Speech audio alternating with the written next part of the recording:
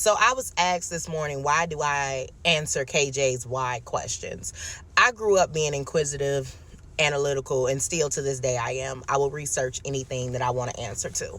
I would never want to kill that in my kids, because that's how you gain knowledge. That's how you learn. That's how you get your own thought processes. And people don't realize that when you give kids those because I said so, why answers, you're really stunting their growth. You're hindering them from developing cognitive skills, for thinking for themselves. And if you feel like that answer is what's acceptable now, how do you think you expect them to communicate with you later? Sorry, the sun is all in my face, but you want them to just go with because you said so from 5 to 10, but at 13, it's all come talk to me, communicate with me, let me know what's going on. It's like, why?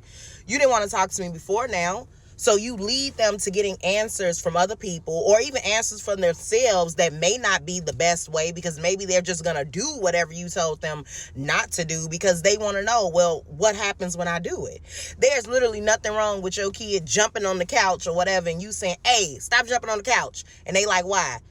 Because if you jump off that couch, you gonna bust your head. Then I'm gonna have to take you to the doctor. Then I'm gonna have to pay all these bills. And you ain't gonna get no new toys for Christmas because I got all this money for these bills. And you gonna be hurt. Like, I mean, a little bit, excessive. But it gets to the point. So then when they at school, same concept. Dang, I can't jump off this desk because then my mama already told me I'm gonna end up hurting myself. We gonna end up in the hospital. Like, whatever. It ain't gonna kill you to develop communication with your kids.